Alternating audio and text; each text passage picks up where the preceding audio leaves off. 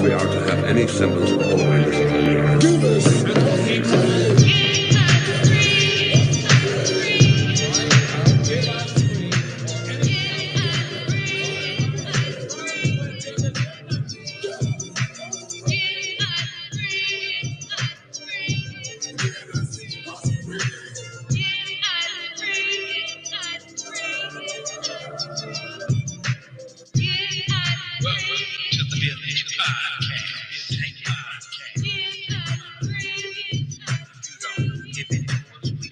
Peace, unity, and welcome my conscious and unconscious family and friends. This is the all-new Village Community Podcast, and I am truly your host of the show, JC, aka Afro Black, dropping nothing but the raw and uncut, without any fear, as I use my mic as a spear to chuck you with liberated truth. I am your host and your native soldier in the struggle. My purpose and mission for this show is first to enlighten, inform, and engage. And I want to engage with all who claim to know the truth. All truth seekers and my native family, I welcome you. This show is dedicated to all our indigenous native ancestors and to all those who've carried the mantle of truth, and to every person with the ability to throw off the chains of comfortable habit and unwarranted assumption and move in a new, liberated direction that is guided by truth and observational evidence, no matter where that direction may lead you. My main objective and purpose here is freedom, mind, soul, and spirit. That being said, welcome to Village Community Podcast, and much love from our great universal goddess and mother of all, living here and above.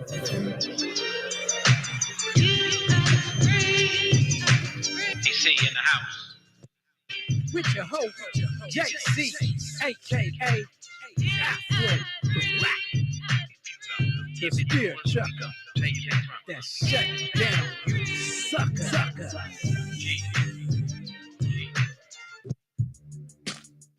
Yeah. Oh yeah. This is girl Shot Blast and I'm back in the building. Ah. Hey. Hey.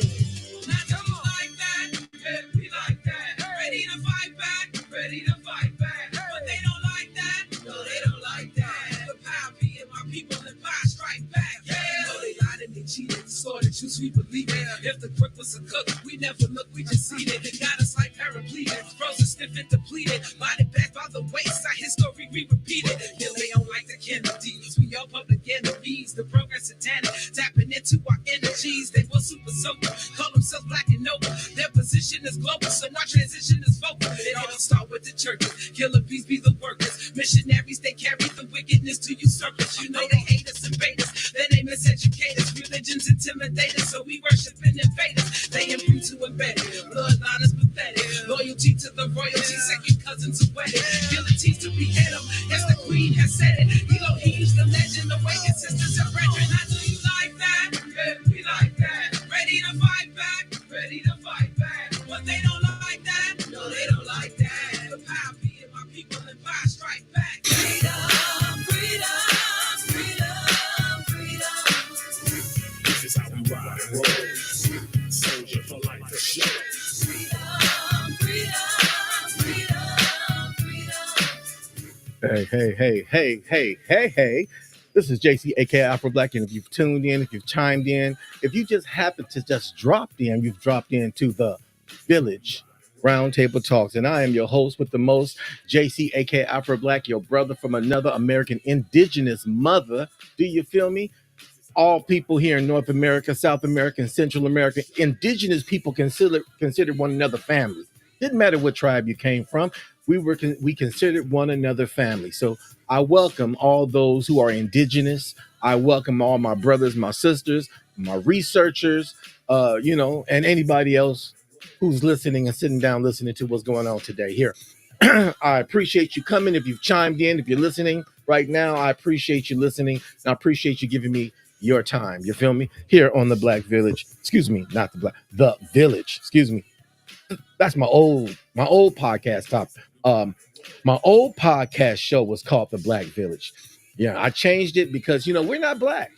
It took a while for me to get away from that, and the reason why, because my goal and let me change my music number one. Let me change it to something a little bit more laid back. Do you feel me? How about something like there you go. Hey. Artlist.io. Some hip hop. There you go. I love hip hop music. Everybody know that. I'm a hip hop fan. So I'm gonna play some background music. This is a continuation. You feel me? This is a continuation and a conclusion of my podcast topic I was dealing with for the past 3 Sundays. You feel me? American Indian matriarchy and religion. I'm going to conclude it today. I got a lot I want to talk about. As I was saying, this is the village. This is not the Black Village. I was so used to saying the Black Village because my old podcast 3-4 years ago was called the Black Village, but I've grown and I've learned to let go things. And the black thing was not a problem with me. I've always never cared about it in the first place because I'm not black, I'm brown. Very much I'm not the color of my shirt. But I held on to it because the reason why is because I was trying to pull in those who gravitated to that word, who paid attention to that word, who thought there was nothing wrong with calling us that. So I would use that term to title my forum, my podcast, to draw people in. And then once I draw them in, I would let them know, hey, we're not black. This is not who we are. That's not a title. That's not a tribal title. That's not a name for a people. Do you feel me? So I understand. So this is the Village Roundtable Talk. And the reason why I termed it the Village Roundtable Talk is I'm all about us sitting in a circle like our indigenous ancestors, coming together, sitting in a circle, and let's communicate. Let's vibrate. Let's talk. Let's share. Do you feel me? And that's what the village is all about. Do you feel me? So that being said, I'm going to continue with the podcast topic, American Indian matriarchy and religion. And why do I term that the way I do? Is because, see, indigenous people didn't consider themselves religious.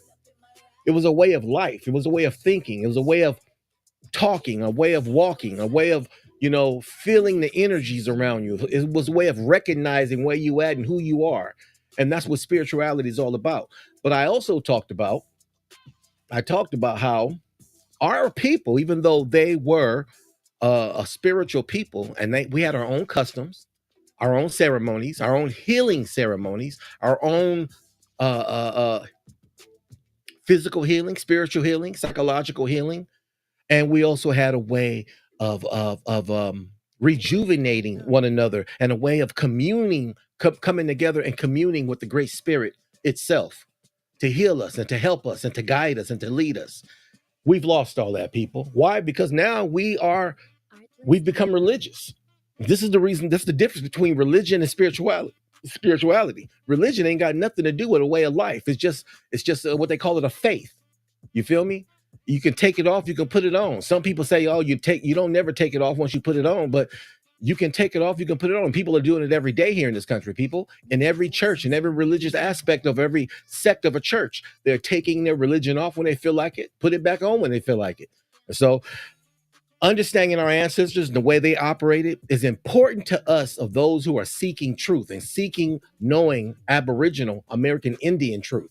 So knowing the details of what our ancestors did and how they operated in the past is important, at least to me. And I'm pretty sure it's important to a lot of people. So that being said, let me touch on some of the things that I talked about, okay, the last 3 Sundays as I conclude. And when I'm concluding now, I was breaking things up into 3 categories. What did our people honor and worship as an image? When I say image, I'm not saying our people worshiped idols. They weren't idol worshipers. No different than a Christian is an idol worshiper who holds on to their cross or their picture of Jesus on their wall in their home. So our people were not idol worshipers, but they did have an image that metaphorically they saw as the image of the great creator, or, that the great creator created this image and that they can see through and appreciate the fact that our creator is in every aspect of life, aspect of nature. That was the sun. And as a result, Europeans' first contact with our ancestors, and I'm talking about those in the southern Indians in the Mississippi Basin, they were called sun worshipers, though they were not worshiping the sun literally. Okay, so let me share some of that. As I got something right here I want to share with you guys, and I've shared this before, but I want to share it again. Okay, this book right here. Let me let everybody see what this book is. I'm pretty sure somebody's saying, what is this book here? So you can let you guys see what this book is right here. Let me first, I gotta refresh the screen. Let me refresh this right quick. Give me a few minutes as this refresh. Okay, so let me go to the, this is, all right. Let me show you what this book is right here. So everybody can, if you want to go see this book yourself, the whole point, whenever I do a study or a research, I want to show the information so you guys can go check this information out for yourself. Let me show the front of this book right quick as I go through all these pages. Let me see if it shows it down here. Okay. The name of the book is Mound Builders, Edgar Casey's Forgotten Record of Ancient America. That's the title of the book. The last publication on the book was in 2001. That was the last publication of the book. So let me go back to where I was at instead of showing. I'm already here anyway. I might as well show the front of the book. Anybody who want to see the front of the book and see what it looks like. Artlist.io. I'm almost there. Here we go. Right. This is the front of the book. There you go. Mound Builders. With the latest scientific evidence, Mound Builders, Edgar Casey's Forgotten Record of Ancient America. So let me go. I want to show you again, as I said. Now, you got some people out there who's saying, "Oh, well, it really doesn't matter what our people worship. I'm a Christian. I'm a Muslim. I'm a whatever religion you're a part of." The question is knowing the truth of what our ancestors actually partook in. What was their way of life? Who did they worship? How did they worship the deity? And that's important. And a lot of people don't care about that. I care about that. And I believe I'm not the only one who cares about information like that. I like to know exactly what my people partook in. Do you feel me? Let me take these headphones off right quick. I got my headphones on because anybody who want to chime in, anybody who want to call in to the show, my line is open. The Village Lounge, chat lounge is open. Do you feel me? So, okay. Let me beam in on this. I want to show you guys something I showed before, and I want to show it again. Okay, let me take these off. Okay. Right here, the second paragraph. I'm going to start right here in the second paragraph, starting at the 8th chapter of this book, Mound Builders, Edgar Casey's Forgotten Record. And so here we go. All right, let me zoom back in on here. Second paragraph of the 8th chapter, Mississippian era. It says it like this, and I quote: "The Mississippian era began as early as 300 AD and continued about 1600 AD. It reached its pinnacle in 1400. Amazingly, a few reliable accounts of these mound builders exist. From these accounts, it is known. Listen here again. From these accounts, it is known that the Mississippians were sun worshipers and had absolute rulers who lived atop the mounds, dominating their cities." Did y'all hear that? I'm pretty sure I'm not the only one who heard that, because I got it up here for anybody to see. It said the Mississippians. And why does it say the Mississippians? I mean, when we know in that area of Mississippi that they're talking about, and I believe I showed a map of that area. Let me go on over here and let me get this information right here. I want to show this map, okay? What is the map? I want to show this map so everybody can see what is they talking about when they say the Mississippians, huh? Let me go on down here right quick. Be patient with me, people, as I pull up this information, because I got a lot of information right here. Let me go up some more. Okay, Music right. licensing reimagined. Let me turn the music up a little bit more. Okay. All right. Oh, here it is, right here. Let me show this map right quick.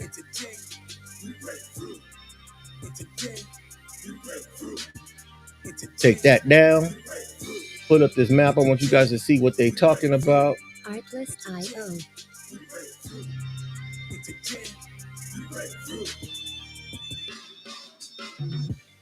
I know it's lonely at the town, but that's not by speculation.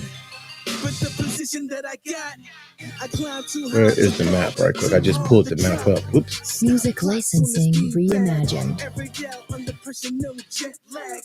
This is greater than trophies and saluted flags. Titles of fame, the cost is paid. Why is the map not showing?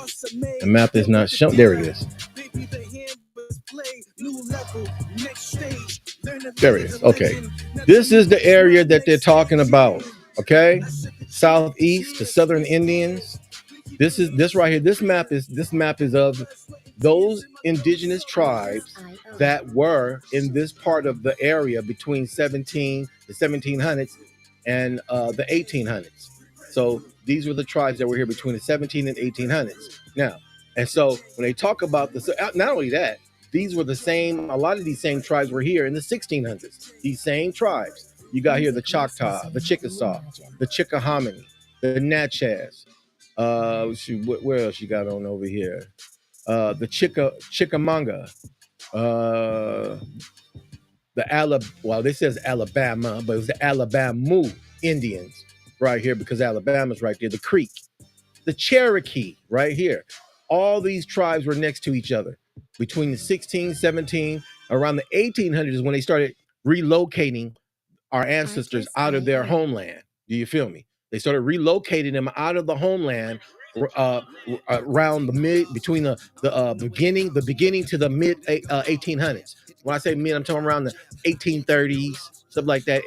They started moving them out of their homeland, forcing them out their homeland without choice. You either died or they were going. You had no choice. So again, let me go back on over here right quick. Let me pull this up out of here. And let me show some more information I want to show. Now, let me go on over here to page 127. Okay, of the same book, The Mound Builders. Let me see what paragraph I want to start at. I like to start around. Oh, wait a minute. Why? Okay. We're going to start at the bottom paragraph. Okay, the bottom paragraph. Okay.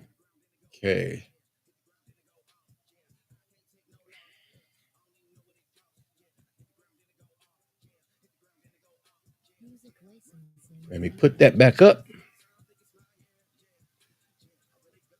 Okay. Let me start at the bottom of the paragraphs of page 27, same book. We're going to read the bottom paragraph right here where it starts out at, let me see. Let me start it right here.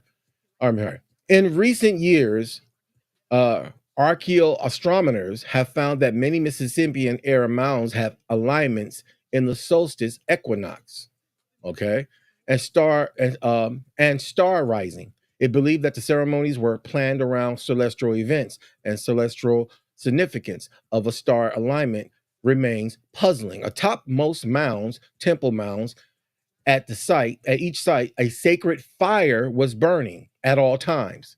Did you hear me, people? Did you hear what he just said? A sacred fire was burning at all times. Religious and political and day-to-day life was centered on the great mounds. The ruling chiefs was sometimes called what? The Great Sun, and was revered as a deity. Now,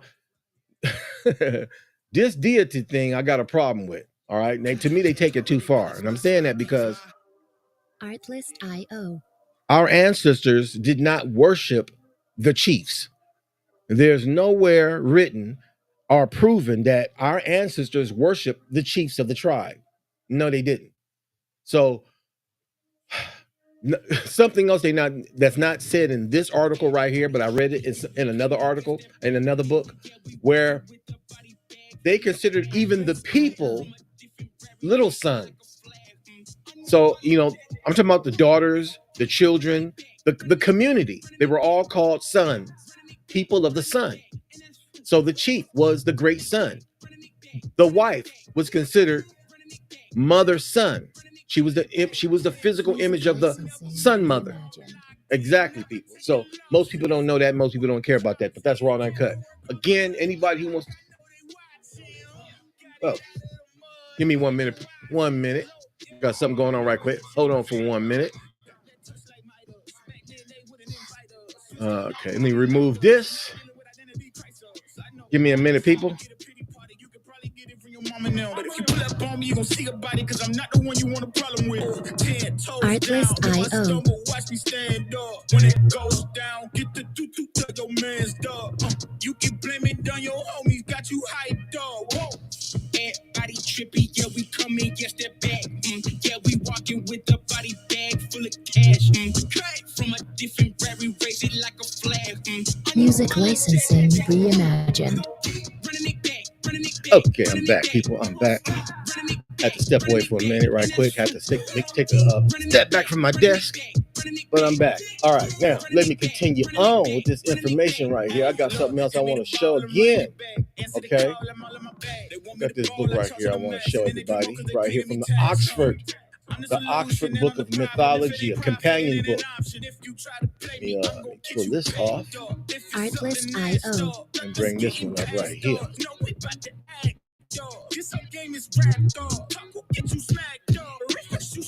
Okay. Now this book right here, let me show y'all what this book is, so everybody who want to know, what is this book that he's showing us? Music licensing reimagined. Show you what this is right here.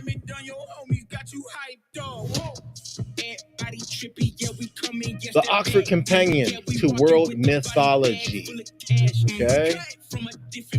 And this is, let me go on over here. This is page 70 that I'm on. Page 70.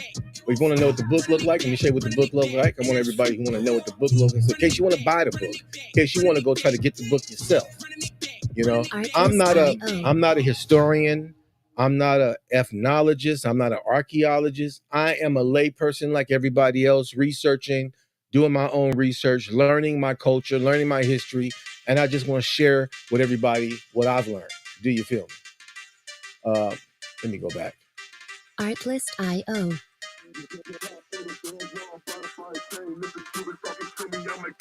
Okay. Let me just show you what I'm talking about. But you see what the name of the book is? Let me kind of do it like I did before. And go through and try to find the front page of the book, which takes too long. Music licensing reimagined.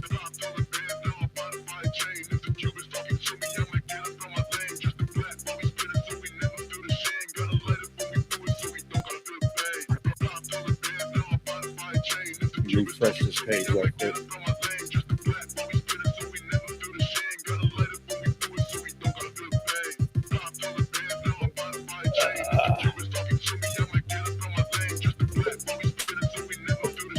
Artlist.io.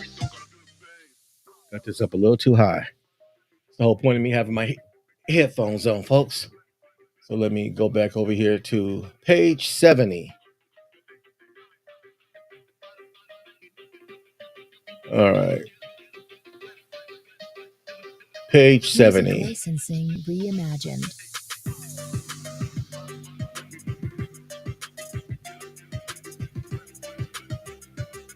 Okay. Okay.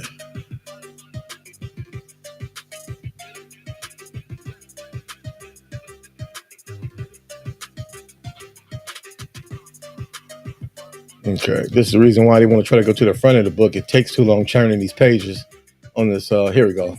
All right. Here we go. Let me zoom in so everybody can see this. Anybody who's watching. All right. Again, this is from the Oxford Companion of Mythology. Okay. And it says, you see it right here, Cherokee sun goddess. The Cherokee Indians of North America.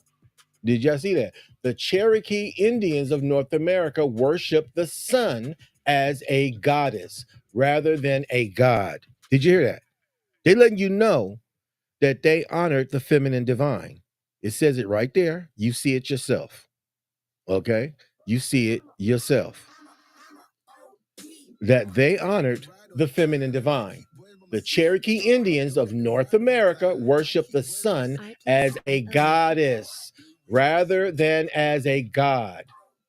They tell a story about this goddess that it is at once disappearing god myth like that of the Hittite, the Tilipanu, and a flood myth. You feel me? We had our own stories, people. We had our own way of honoring the Great Spirit. Do you feel me? And we honored the Great Spirit as the Great Mother. That's been taken from us. That's been taken from us. And I don't understand. I said this.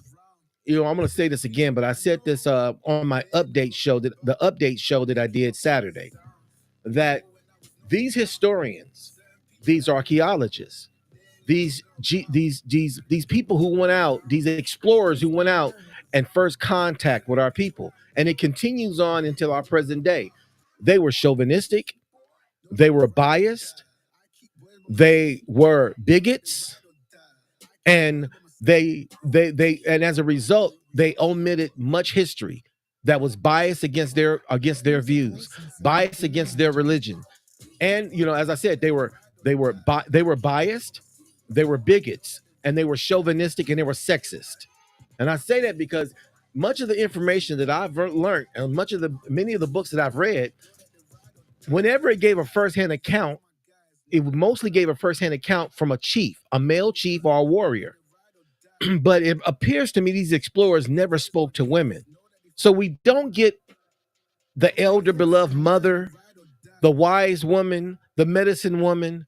We don't get none of their perspectives. The community leader, we don't know her perspective because they didn't talk to her, obviously. And it didn't appear to me that they cared to. So that being said, and look, and I don't want to read any more of this because then it goes into the story. The sun goddess always visited her daughter. It goes into the story, and I read that in the first and second part of the when I was doing this show. The first part one and part two. So that being said, let me go on from here.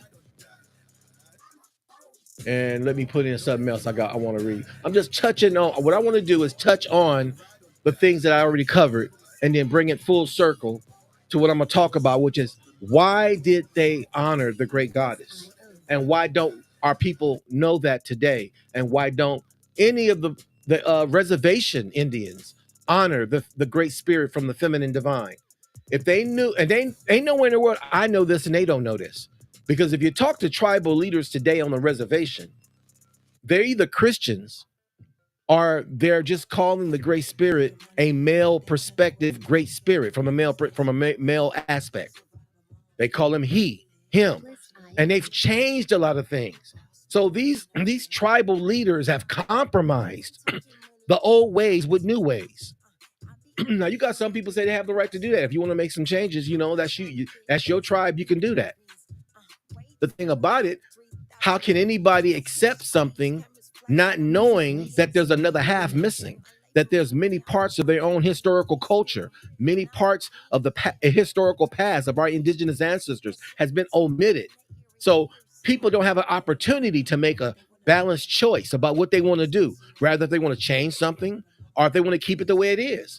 How can they have that choice when things have been changed, omitted, and deleted, making sure people don't know nothing? You feel me? And this is the reason why you can get on, you can go on some of these chat sites where Native Americans and American Indians are arguing and debating. But you know what? When it comes to spirituality, many of them don't get into anything. You know why? Because most of them all have a patriarchal mindset. They all thinking that God is a man and that God has to be a man. You know, and that's all a Eurocentric European mindset that's been given to us, which is called what? Assimilation and indoctrination. We've been assimilated, indoctrinated, and we've been psychologically confused about ourselves and about our culture and about our past. Because these people who run this system refuse to tell the truth, refuse to give us our culture back.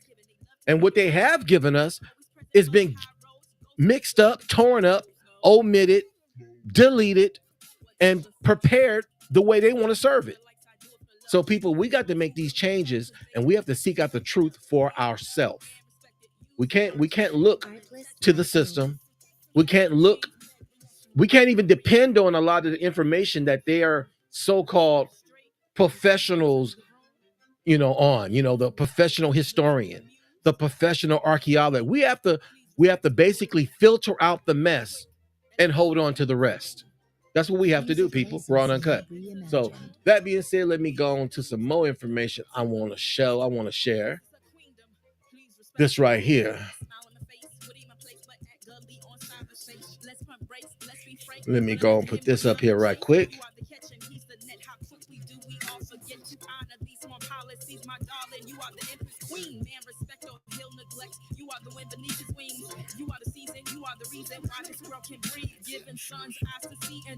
Artlist.io. Okay, people. Now, this is titled. Let everybody see what this is titled. Okay. The idea of God held by North American Indians.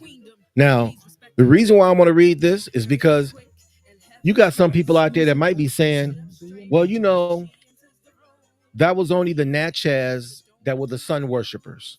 That was only the Cherokee. That wasn't all of them. You can't say all them tribes worship the sun. Well, you know what? Then let's find out.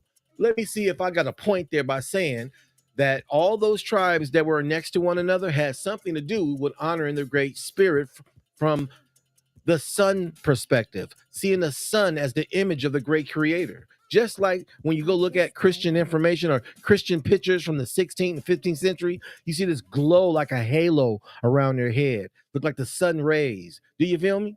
Yeah, that's them calling what? The sun, the power of the what? Of the sun.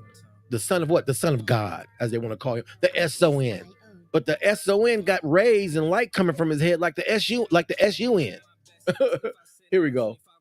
Now, this book right here, start at this paragraph here. The Great Mystery is often used by missionaries to designate the supreme God. It is applied also to the thunder god and probably others. Among the Omaha, let me turn this down a little bit more.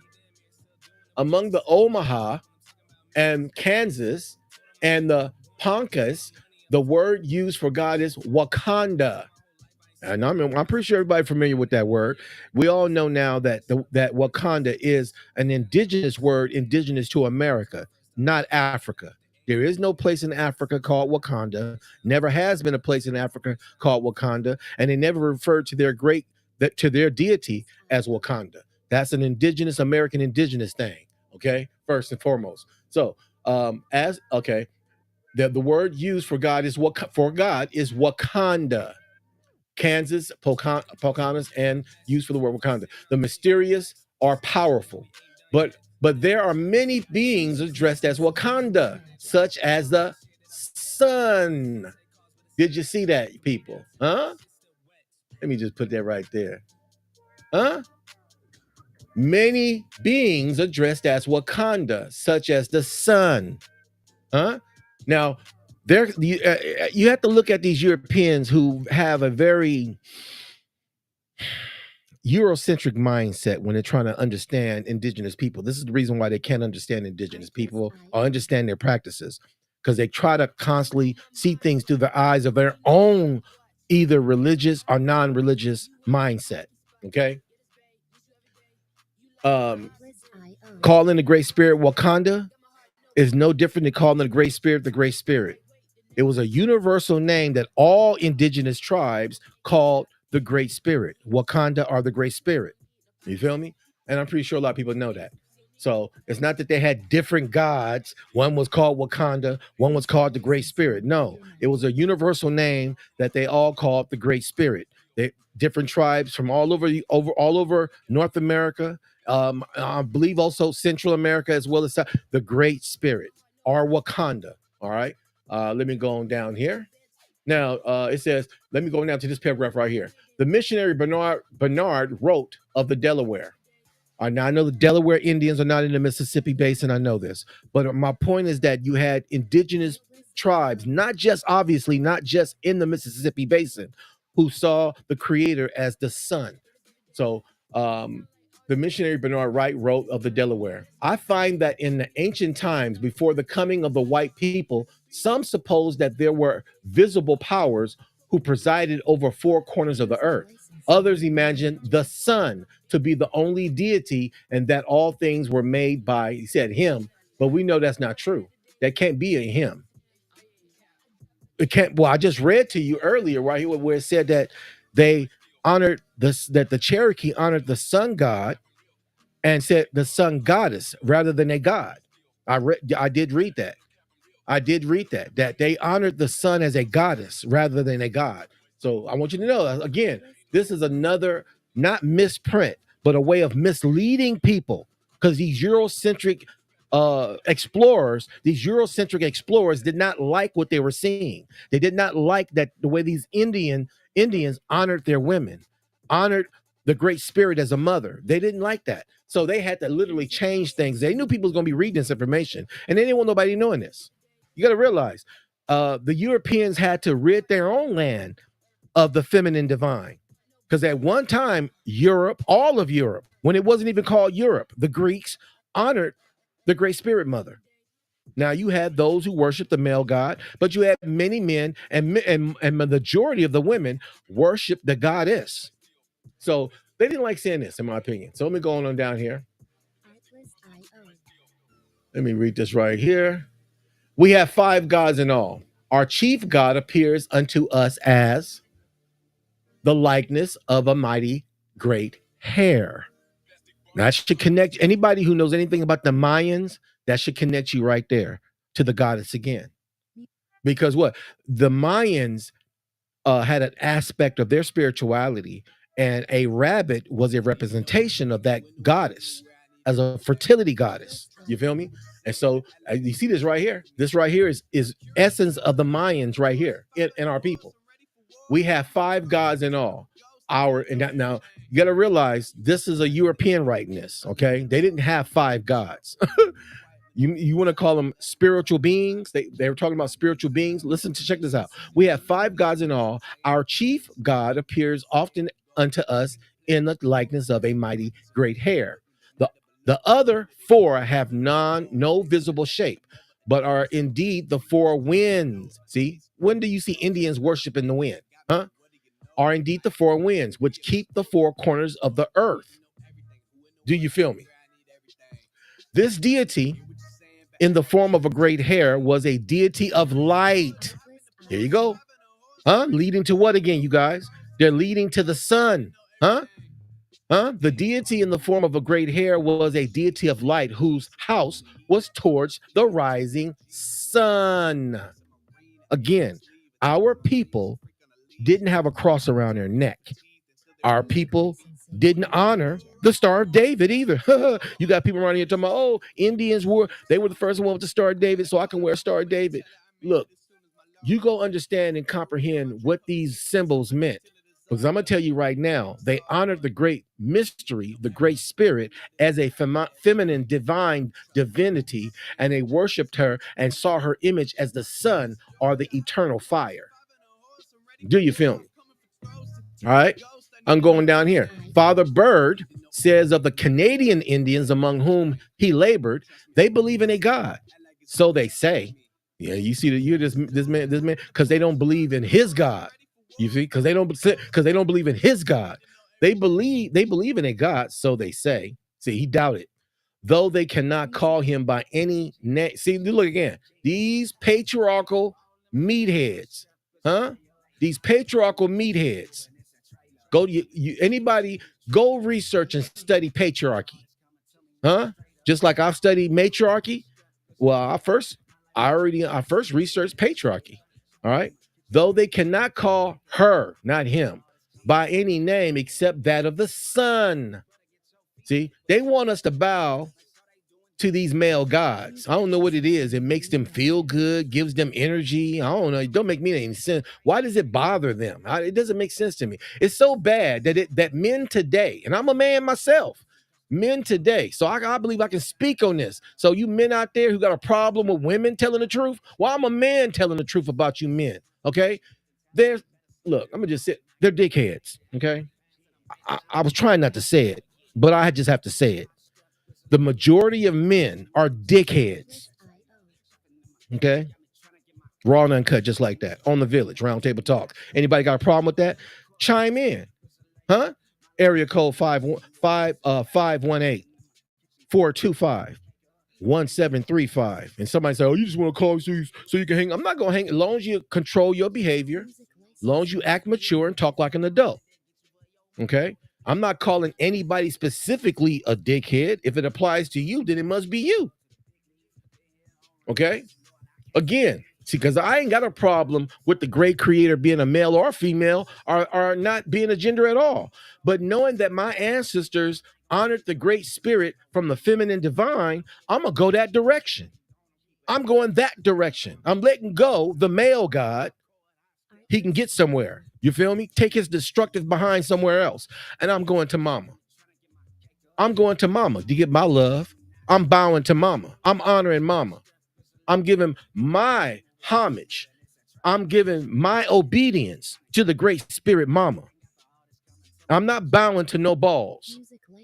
And if you got a male God and he don't have no balls, you should wonder why.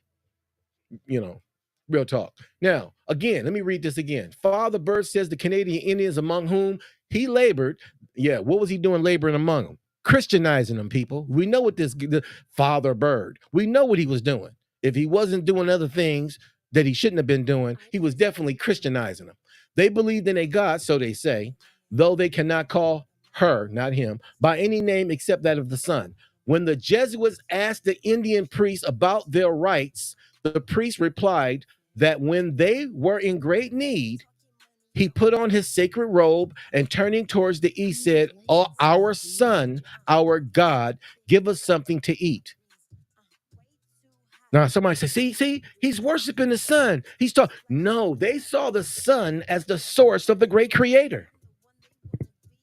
Our people saw the sun as the source of the great creator. Why is that? You should be able to understand that. If the sun went out right now, everybody on this planet would die. Every living thing would cease to exist if the sun died out. So they saw the sun as the eternal power, the eternal source, the eternal provider of everything on this planet. Totally understandable why our people viewed the sun as the image of the great creatress. Real talk. Anybody with any sense in their head should be able to see what I'm saying right now. Okay, let me continue on. Okay, the Omaha report when Indians traveled, they extended the mouthpiece of their pipe towards the sun, saying, "Ho, mysterious power, you who are the sun, here is tobacco. I wish to follow your course. Cause it that it may be so." Did you hear that? Huh? Did you hear that, people? Let me read that one more time. I like that because they did it with the peace pipe. Make me want to grab my peace pipe right now. Let me read that again. The Omaha Indians in Omaha reports that when Indians traveled, they extended the mouthpiece of their peace pipe, their pipes, towards the sun, saying, "Ho, mysterious power, you who are the sun, here is tobacco. I wish to follow your course. Cause it may be so." In other words, great spirit mama, great spirit mother of the universe, I extend my peace pipe to you to bless my peace pipe, mama. Huh? Purify my peace pipe for me before I smoke on it. I want your blessing on my peace pipe, mama. And I wish to follow your will, to do your will. That's what he means. Is I wish to follow your course. I wish to do your will. Great sun, mother. cause it to may be that it may be so. Woo! That was powerful. That was powerful. Okay, let me go down here to this last paragraph, then I'm gonna go on to talk. I'm gonna continue this and conclude this. The sun deity was thought to have use for things even grosser. Now look at this is like I say, these Eurocentric invaders, these Eurocentric invaders. Listen to what they say right here. All right, the sun deity was thought to have use of their things even grosser than the fumes of tobacco. Now he gonna say grosser than the fumes of tobacco. That was one of the number one commodities that they were getting wealthy off of, taking from our ancestors and from our country, cultivating it here and transporting it over there to Europe. But he wants to say, because they don't like the way our ancestors, the way they honor, the way they worship, the way that their way of spirituality, he want to call it gross. Okay, we see what's popping here. Okay, a war captain a war captain reported, a war captain of the Kansas about to make an attack on a Pawnee is reported to have addressed it the rising sun as follows. And this is sad, but this is the truth. I wish to kill a Pawnee. I desire to bring horses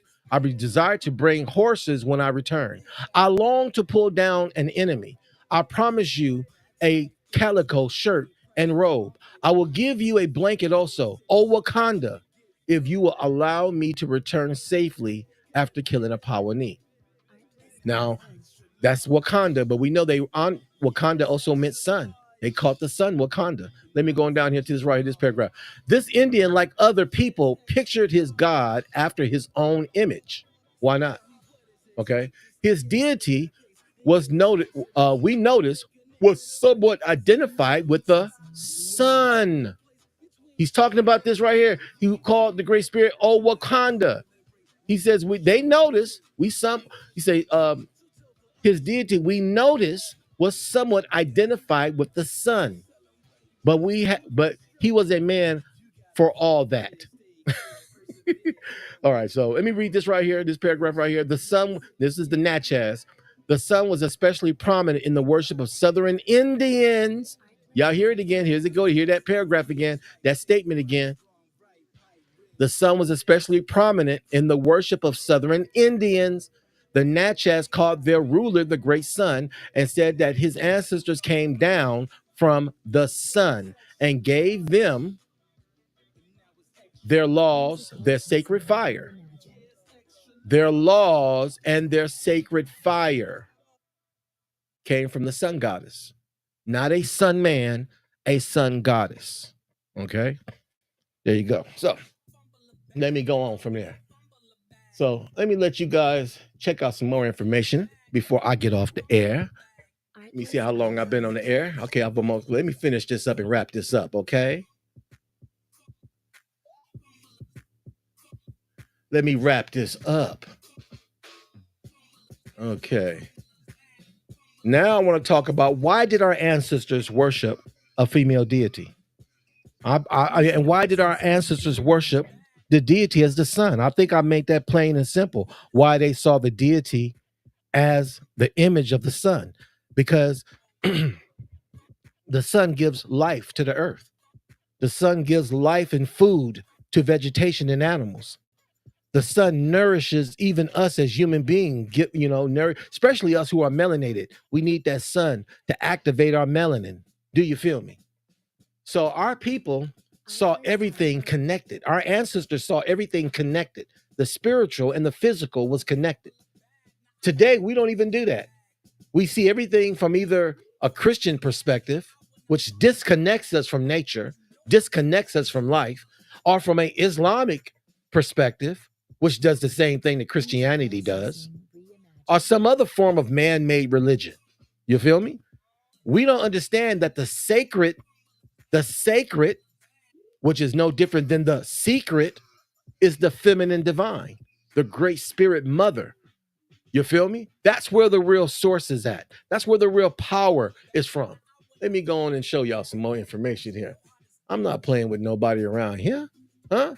I want y'all to know the truth, just like I know the truth. Do you feel me? So let me show you something right quick.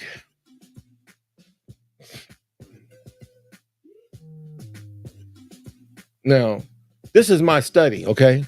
Whenever I do a study, I break things down on paper so I can keep track of what I'm doing and how I'm doing it, okay?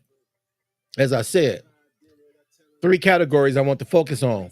What was the worship as the image of the great creator? Okay? We know the great sun as their image, an eternal ever burning fire that they all kept in their communities. Even the Cherokee kept an eternal fire burning.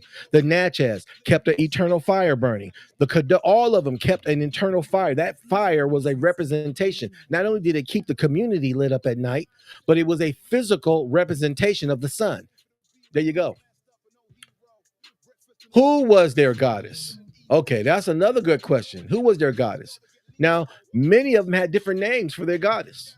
Okay, Amana was one.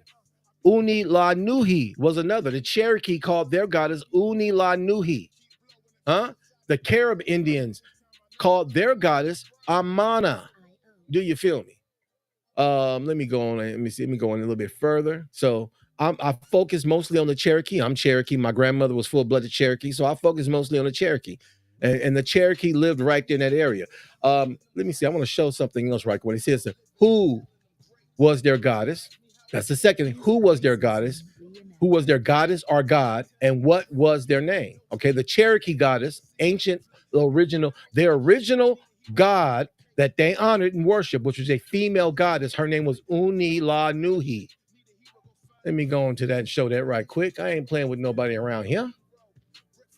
I come fully equipped. Do you feel me? I come fully equipped. Let me go on over here right quick and show him. All righty, so let me show.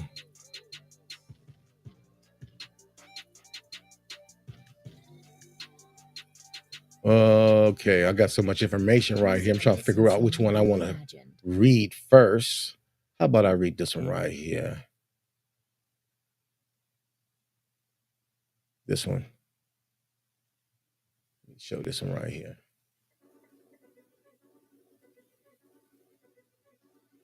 Okay, he put this up right quick. Artlist.io.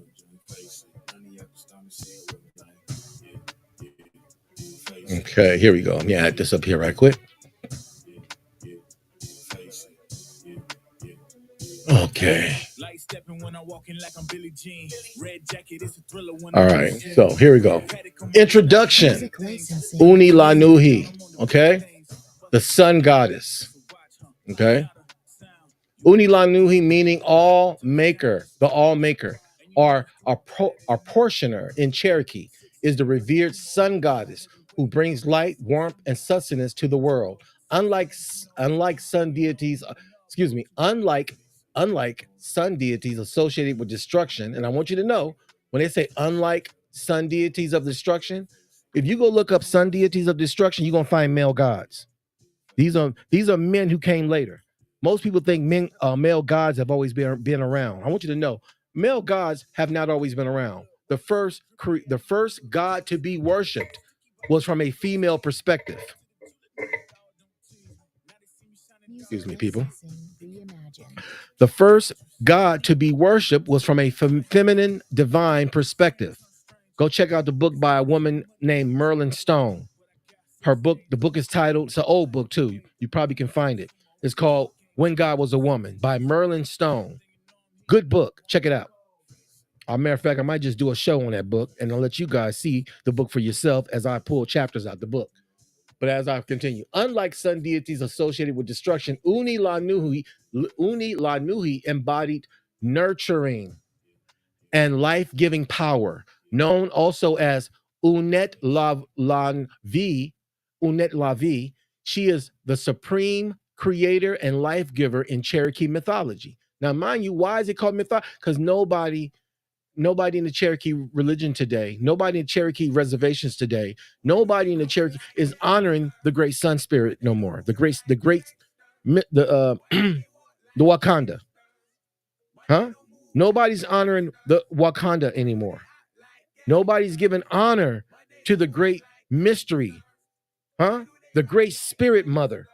Nobody's honoring her no more. Why? Because Europeans have changed all that. You know, it doesn't surprise me that these arrogant racists feel just feeling themselves some just feels they feel so good about themselves when they've actually turned around an entire nation of people.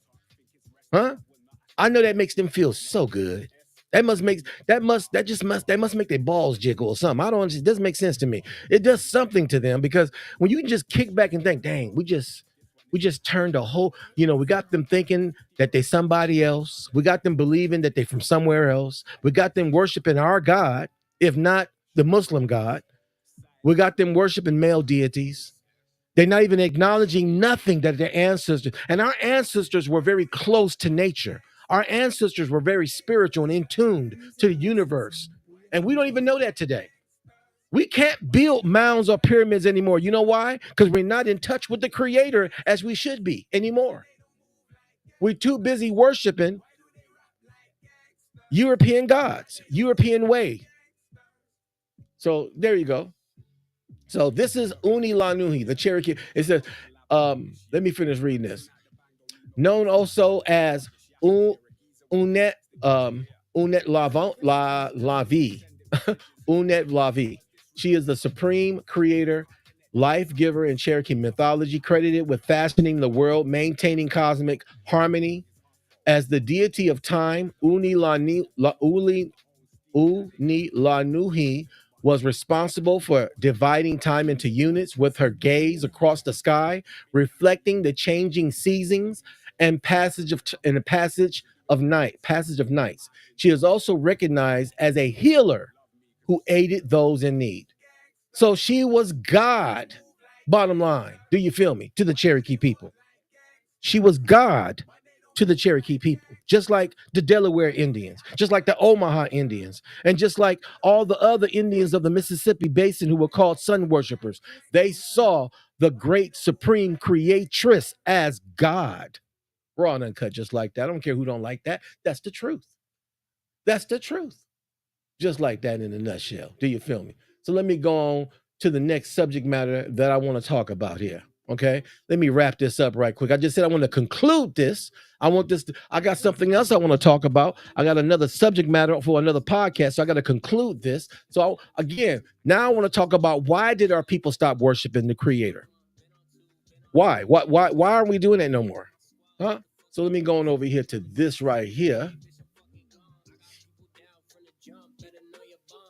Let me put this up right here.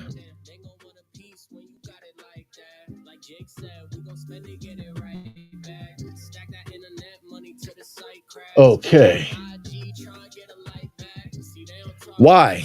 Why did they worship and honor the goddess, and why did they stop their ways of spirituality? Okay. And you see, I see a lot of this stuff right here that I've written down because see, when I be doing my research, a lot of stuff come to my mind that I want to share. And I don't never read the information that comes to my mind to anybody on most of my shows. It's just here. But I'm going to read this today. Okay. Let me make this a little bit bigger. Okay.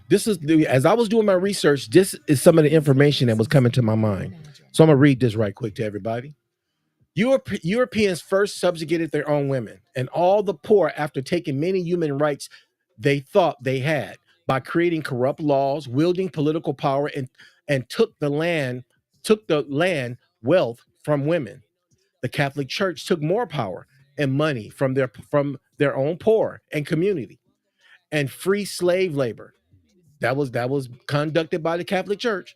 The first thing European men took from their women was ownership of the land and property that was handed down to them by their great grandmothers. Anyone who don't believe me, go do your own research. But I think some people already know this. While Europeans were conquering,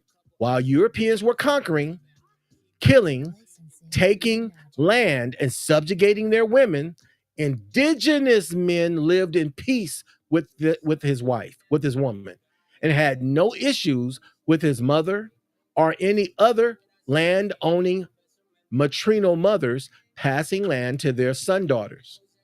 That's the truth, people. That's the truth. You know what's funny to me? Let me say this right quick. You have a lot of brothers and sisters who are doing research and genealogy to find out who they are. And as they find out that they are Indian, that they are descendants of Indians, they stop at that. They don't want to mess with the religious practices of their people because most of our people today are still stuck in a religious rut. They still stuck in Islam. They're still stuck in Christian and all the different sects of Christendom. They can't let it go. They won't let it go. My mother is one of them. I got sisters that just won't let go, despite their cultural enlightenment of realizing who they are, that they are Indians, that we are American Indian. So that this right here speaks to that. Okay. Indigenous American men lived in peace with his woman and had no issues with his mother or any other land owning matrino mother passing land to their son daughters by our great spirit son mother.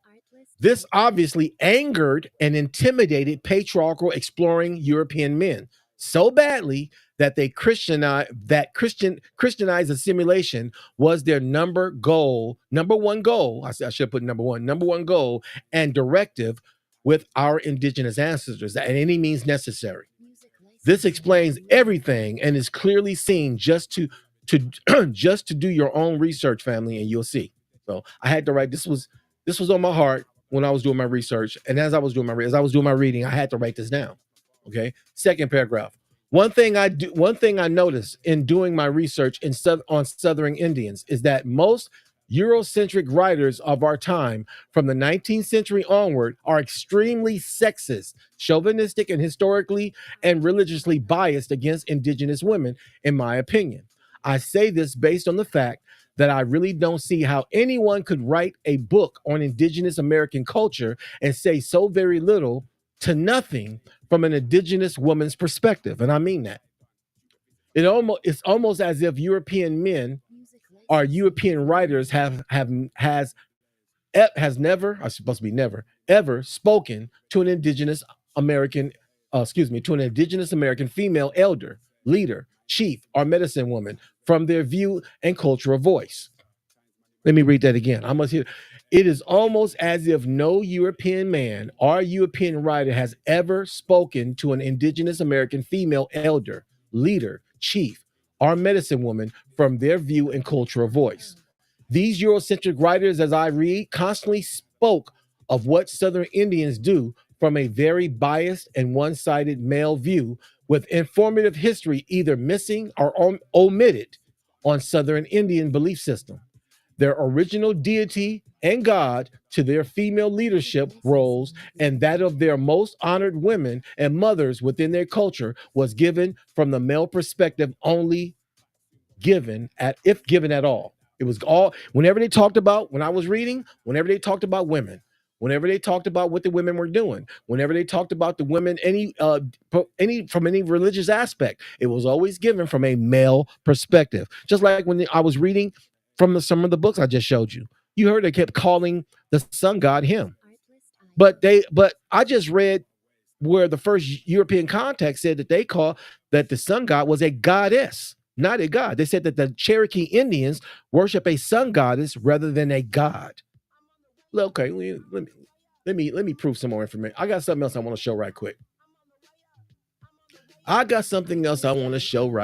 Okay. Let me show this. I showed this, I think my second or third part of the show, I showed this. Let me show this right quick. I'm not playing with nobody around here. Huh? It's all about raw and uncut truth with me. You feel me?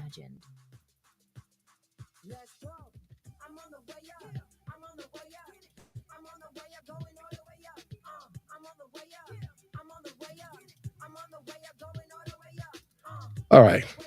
I showed this last time. I'm going to show this again. Ancient American goddess on display.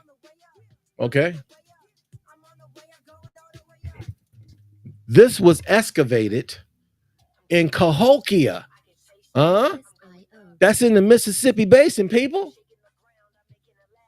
Okay, the museum, and get me going down here. That's right. As this reads again, ancient American goddess on display. And it reads, okay, a new exhibit at the U.S. Spurlock Museum offers a glimpse of artistic and spiritual legacy of the American Indian people who built Cahokia, a great 1,000-year-old urban center on the Mississippi River. Cahokia's religion, the art of red goddess, black drink, and the underworld displays artifacts recently returned from St. Louis Art Museum, including 3 more than a dozen red carved stone goddesses. Did you hear that? Huh? I'm pretty sure somebody heard that. Look, there you go. There it is right there. This is a depiction of the sun goddess. Huh? This is a depiction of the sun goddess. A new exhibit includes the upper torso and head of a red goddess sculpture carved from and found buried at the ancient American Indian city of Cahokia. I'm just wondering how long they had this. Huh? They've been talking about Cahokia for years. So let me show y'all some more. I ain't playing with nobody around here. Huh? I ain't playing with nobody. When it comes to truth, I ain't playing. Huh? I ain't playing with nobody around here. If you don't, it wouldn't surprise somebody turn my channel right now. I don't turn from him. Oh, you talking about? Look, I'm talking about the truth. Hey, man, I think I hope that showed up. Let me make sure, because I ain't playing. I want y'all to see what I'm seeing.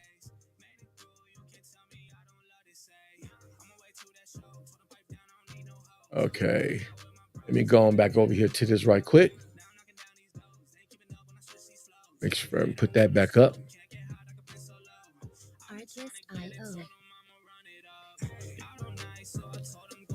Appreciate everybody's patience who's watching right now. I really appreciate your patience as I sift through all this stuff I got right here. Yeah, okay, yeah, as I was saying, that is the sun goddess of Cahokia. Everybody know, if you did any research on Cahokia, it was considered a metropolitan and a spiritual place of where all the indigenous people would gather and come. I'm not how often they came there, once a year, twice a year, I'm not sure, I don't know. But they would come there and and do their thing. You feel me? But they already said they got dozens of these sculptures of the sun goddess. Let me show some more. I'm not playing with nobody around here.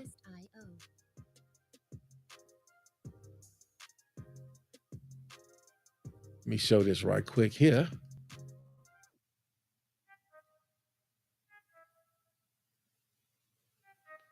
Now, this right here, the temple of the sun goddess, Amana. Okay? Oh, no. I want nobody thinking, oh, Amana. Wait a minute, you just said the Carib Indians called their goddess Amana. I did say that. The sun goddess was everywhere. I want y'all to know the great spirit mama was everywhere. Okay? This right here, this was in the Atlanta area. They believe this was connected to Cahokia. Okay, this was huge.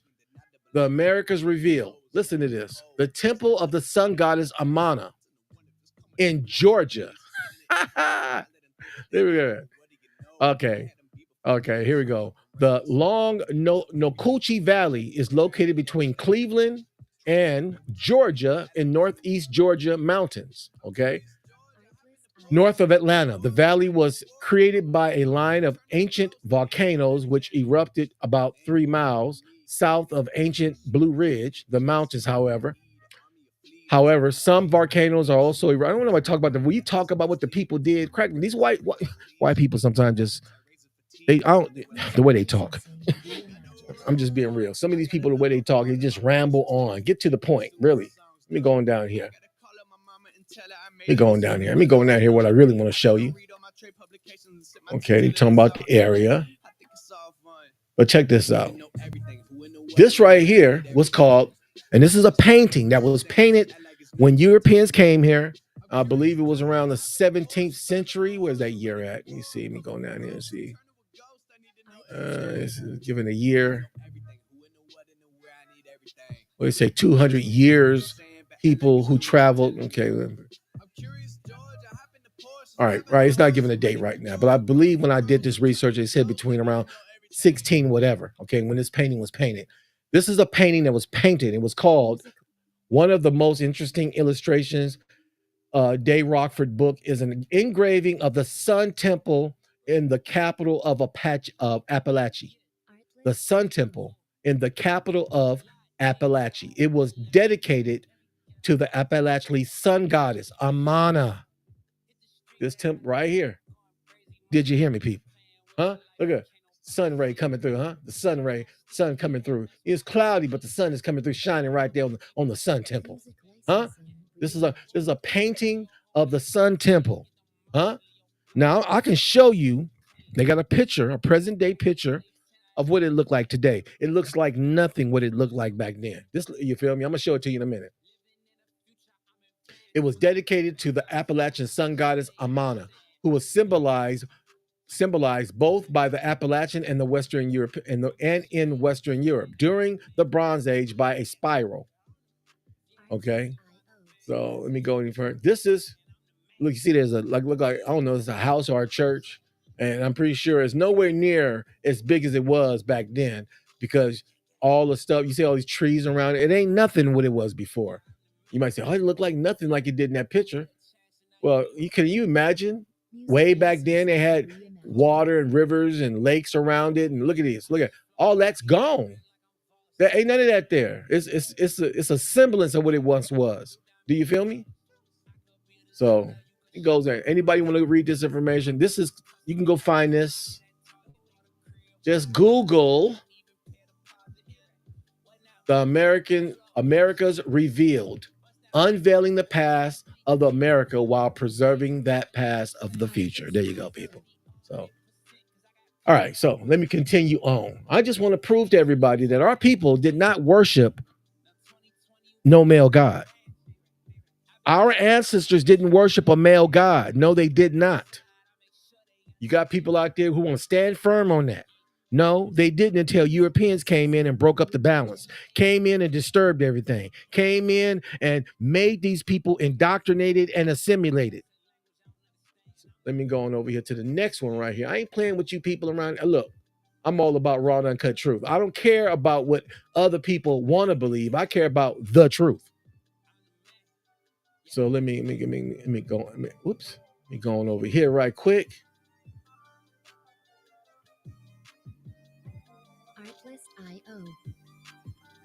All righty. Let me wrap this up right quick. I got one more article I want to show. This one right here.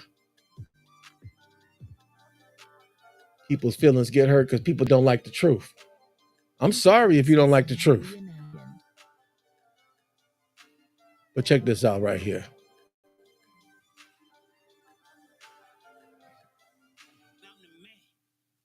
Look at that right there. The sun goddess and sun circle. Transatlantic connection. Yeah, right. Whatever. They were trying to connect us to Africa. These people crack me up. It doesn't matter how far back they go, they want to bring Africans into the picture. You know, I tell people all the time, get out of here with that African crap. Because in my family, like many families I know, there is not a trace of an African relative, not a trace of an African bead, not a trace of African food, not a trace of African traditions, not a trace of African nothing. That's why I say these people need to get out of here with that. Constantly trying to brainwash people, indoctrinate people, and assimilate people. These people got control issues.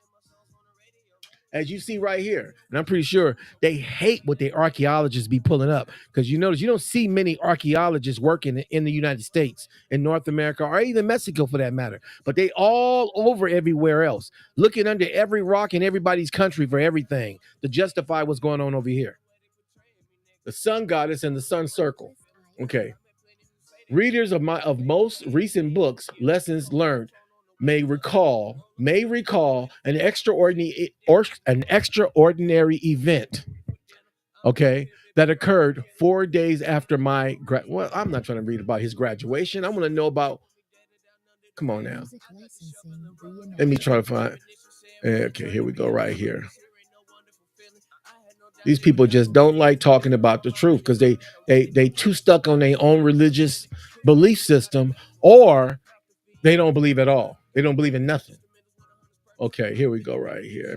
However, the Appalachian monotheism was very different from that of the bloodthirsty religion. Oh my goodness, they cracked me up with this stuff. All right, until the early 1800s. Let me see. Let me see. Okay, until the early 1800s, the Uchi and the Appalachie Creek in northern Georgia worshipped an invisible sun goddess. There you go, people, right there. I know y'all see it, huh? I know you see it because I see it. It's sitting right there. Until the early 1800s. Something about these 1800s right here, where they worked on our people so hard. The Catholic Church must have been sweating. They must have been sweating. It seemed like to me these people had a timeline too. They had a timeline. Look, let's get this stuff and wrap it up. The 1900s is coming. Wrap this up. Convert all these people. Anybody who won't convert, kill them. Oh, you think? Oh, you don't know they were killing our people if they didn't become Christians? I'm gonna show you that in a minute. You don't want to know that. You might want to get off this channel right here, but I'm gonna show that to you in a minute. Until the early 1800s, the Uchi, the Appalachia, the Creek in northern Georgia, worshipped an invisible sun goddess. Now that letting you know, it wasn't only the Cherokee, it wasn't only the Natchez, it wasn't only the Chickasaw and the Choctaw, huh? As I said, Southern Indians worshipped a feminine goddess. What is this thing that since you guys been seeing me read from this information, you see these male, a lot of these male. Now, this is from an archaeological perspective, because I want you to know them historians, they'll put it in there a minute. They say God or him. They don't want to say sun goddess. They don't want to say that. I don't know. It hurts their heart or something. I don't know. Here we go, though. Here they go, connected to their God. Listen to this. All right, you heard me say until the early 1800s, the Uchi, the Appalachian, the Creek in northern Georgia worshiped an invisible sun goddess with qualities equivalent to the Hebrew Yahweh. Huh? So what do you think they did? What do you think they did to the Cherokee? Convert. I don't care what you do. If you don't do what we do, you better do it the way we do it. So you better turn your God into our God. You better do somewhat with the Catholic Church. You better have priests like our Catholic priests. You better no. Your elder women can't be teaching no more. We don't allow women to teach in our church. They changed things, people. They made our people change. All right, look, she was the universal creator goddess for all humanity, not just the Appalachian. They believe that she lived in Mexico.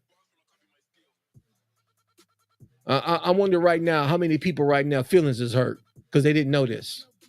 I don't find it funny. I'm not trying to be sarcastic or funny. I'm just curious.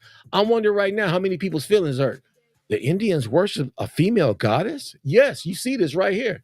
And this is coming from an archaeological perspective, not coming from these Eurocentric, patriarchal, I'm going to say it like it is, dickheaded historians who don't want to tell the truth. So there you go right there. However, Appalachian monotheism was very different from that of the bloodthirsty religions that typified Mexico. When the Spanish arrived, as recorded in De Soto's chronicles, no status of deities were permitted in a no status of deities were permitted in or near the temple. However, there were numerous statues of famous ancestors created from clay, stone, and wood inside the temple, in the plaza in front of the temple, or in homes. Priests constantly maintained a sacred fire. Remember that? Fire and the sun was the symbol, was the metaphorical symbol. Fire and the sun. The priests constantly maintained a sacred fire inside the temple. It was believed to be the same fire which was taken from the hot lava of the Orizaba volcanoes in southern Veracruz, state of Mexico, many generations earlier. So there you go right there, people. Now I'm going to take this to the next level. All right. I'm going to conclude this. I know I've been talking for a while, so I'm going to conclude this. Okay. Let me conclude this right quick and wrap this up.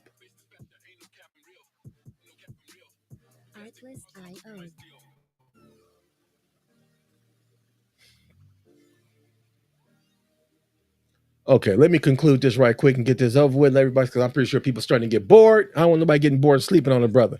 So why did they worship and honor the goddess? And why did they stop their ways of spirituality? Okay, let me read to you what I wrote, some stuff that was on my heart.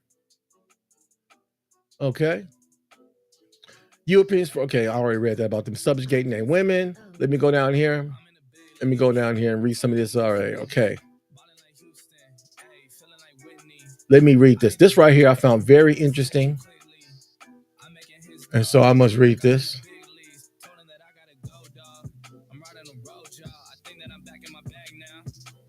Music licensing reimagined. Just too quick for it, peeling off like the whip orange. Seen they effort this piss poor. I got too much I gotta tend to. Car payments. Okay, let me read this right quick to everybody, and then I'm gonna conclude this show of why. Okay. This is titled The Power of the First Nations Matriarchy. Warrior Women Reckoning with the Colony. Did you hear that? Again, the power of the First Nations women. Okay. I was born. Let me turn this down some more because this is real good. I was born from the world's most ancient womb, the sacred womb of a First Nations woman. The blood pumping through my veins is the life force of a long line of First Nation warrior women whose spirits run deep into the ancient soil. It is a privilege to be raised in a culture that understood the power of the First Nations matriarchy, a kinship that values the role of women as equal to the men and all other living things, a matriarchy whose power comes from an enduring love for Black Fullers and one that is not afraid to speak truth to power and punch up to the white patriarchy. There is no force equal to the power of the First Nations matriarchy. First Nations matriarchy are healers, storytellers, keepers of our kids, and truth seekers. I am not referring to this matriarchy as a hierarchy of power like the white patriarchy. Rather, I recognize the moral force of authority instilled in kinship, governed by the First Nations matriarchy that binds our communities, countries, and cultures together. Now, I could go further, but I got something else I want to read. And I thought that was powerful. Okay, I had to read that. So let me go on to it right here. I want to read about the clan mothers. So let me pull this down right quick and put this up.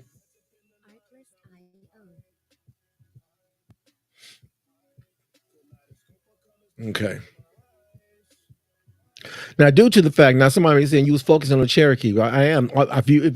If you do your research on matriarchy, if you do your research on what your ancestors actually worshipped and who they worship and the way they did it, you'll find out those who were sun worship, who the white man or who the Europeans called sun worshipers, those people had a commonality. They all saw the great creator, the great spirit, the great mystery, Wakanda, the sun god as a sun goddess. They all saw the creator from a feminine perspective. Now, why wouldn't that make sense?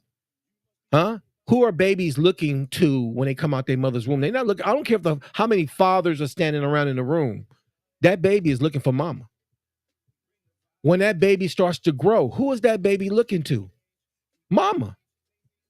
When that baby is no more a baby and now that baby is an adolescent, from an adolescent to a teenager, from a teenager to a young man or a young, they still look to mama. They still yearn for mama.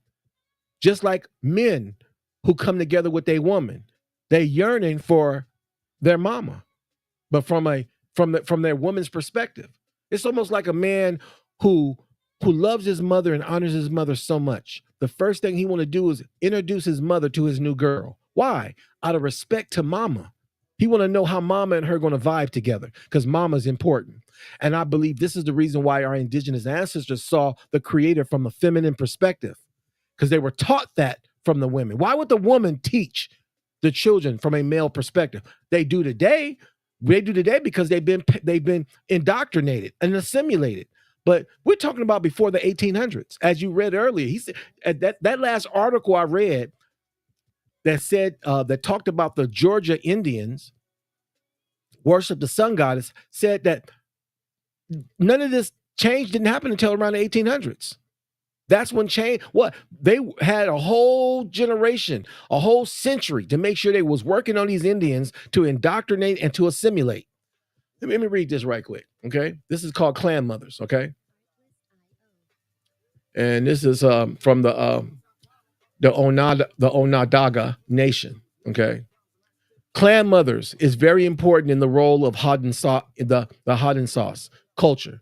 When the peacemaker came to the warring people, it was a woman who first accepted the peacemaker's vision of peace.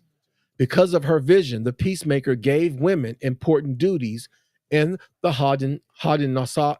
I can't say this. In this tribe, the Clan Mother.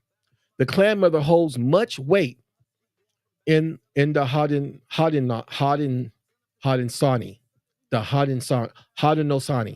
The Clan Mother is a leader, not only not only of her clan, but of the nation as well.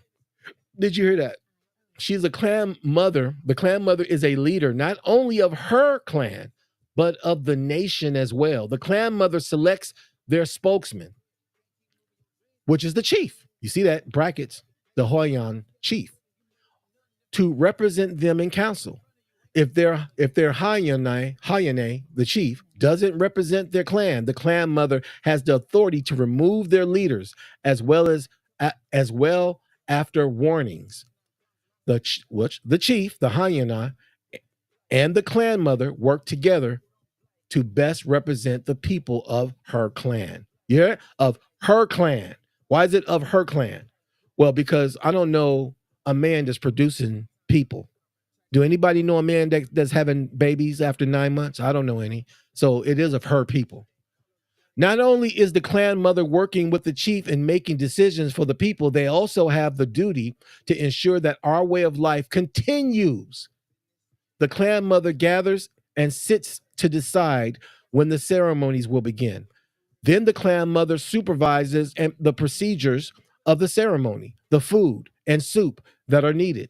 The Clan Mothers are so integral that the ceremonies cannot begin without the Clan Mothers present. Did you hear that? There ain't gonna be nothing without the Clan Mothers there. Huh? That's how honored these women are. Huh? Ain't nothing going on unless she says going on. Huh? Let me continue on, okay? Children are the future of any community, and the Clan Mothers are important in raising the children. When a new baby is born, it is the Clan Mothers who provide the name of the baby of the clan.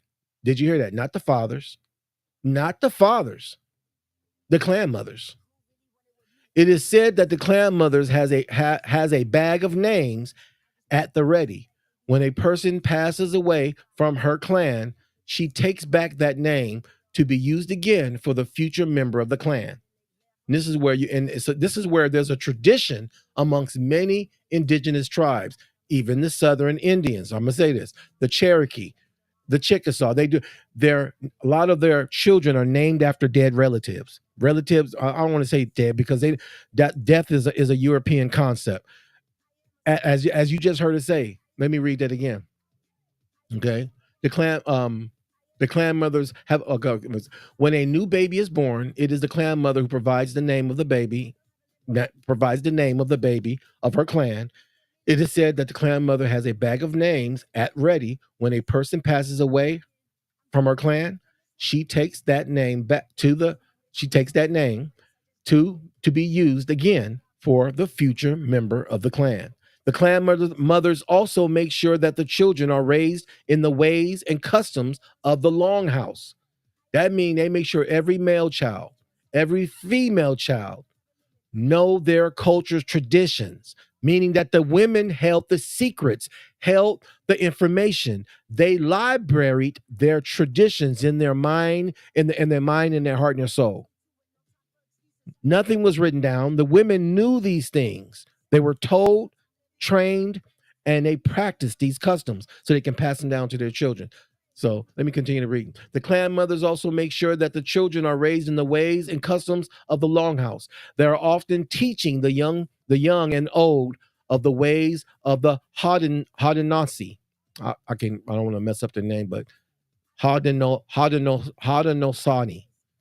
Often when people have questions or if there is a dispute among families, often it is the clan mothers who is sought after for guidance. Their words hold great weight in the community. The clan mothers holds an important role in both the political and social world of the Onondaga, Onondaga, if I'm saying that right. So there you go again, people. This right here shows, it tells me why they saw the Great Spirit from the feminine perspective, who was teaching the community. You just heard me read what the responsibility of a clan mother was. And every woman who had a family, every woman who cared about and walked in the truth of their traditions and of their customs of their tribe became a clan mother. I didn't say they were the four clan mothers who made the decision on who was the chief. They all became you were first a clan mother of your home, of your family, before you became a clan mother on a board or a clan mother who made the decision on who was the chief. You had to first be an honorable clan mother of your home, of your family. Real talk. That's just the truth. That's their tradition. So let me go on further. Now I want you guys to understand something else that I want to read before I get off the air is why did our people stop honoring? Why did our people stop worshiping? And I know most people say, well, it's because they were indoctrinated, they were assimilated. And that's true. They were indoctrinated, they were assimilated, and they were forced to become Christians. Let me see. I got something else. I got so much information right here. Okay. I'm going to read this right here. Well,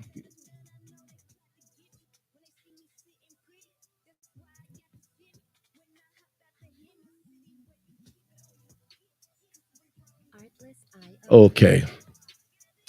Oh boy, I might just have to conclude this. It's going on, people. I might just have to do a part 5 on this. I got so much information right here, more stuff to read. And I'm pretty sure people are tired of hearing me read and talk at the same time. So I might just have to get back with this here. But I do want to read one more thing right here. This right here. I must read this. All righty. I must read this right quick, and then I'm going to end the show. And I might just return to this, and because I got a lot of information right here, and sometime information, page 16, takes time to read things. Okay, page 16, second and third paragraph. Okay, let me put this up right quick.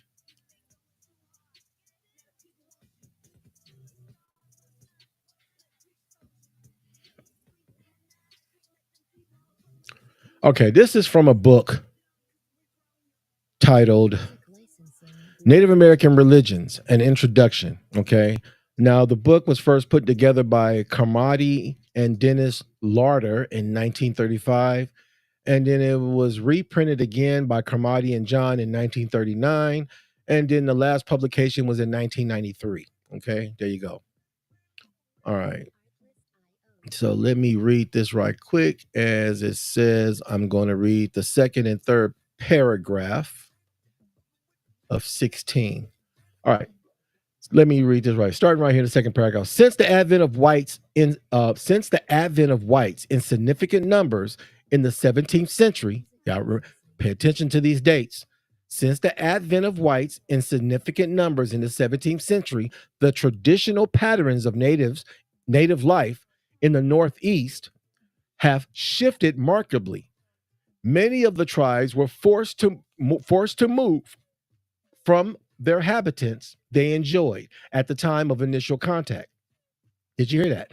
Many of the tribes were forced to move from the habitats they enjoyed at the time of initial contact.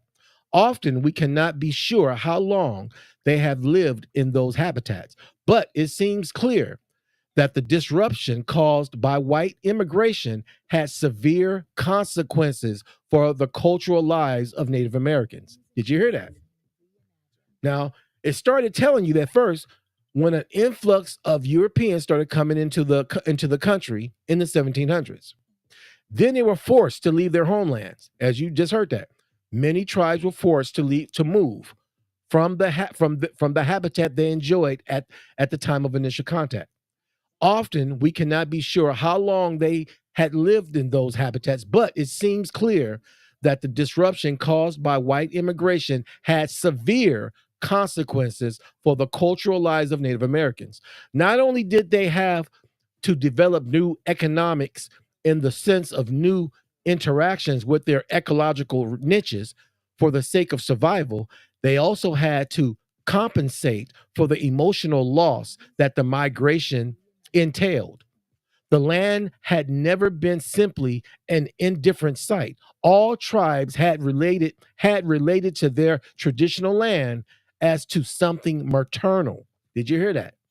All tribes had related to their traditional land as to something maternal, a living abode, meaning that they were so connected to their land, they were so connected to their locality that it was like ripping them from their mother.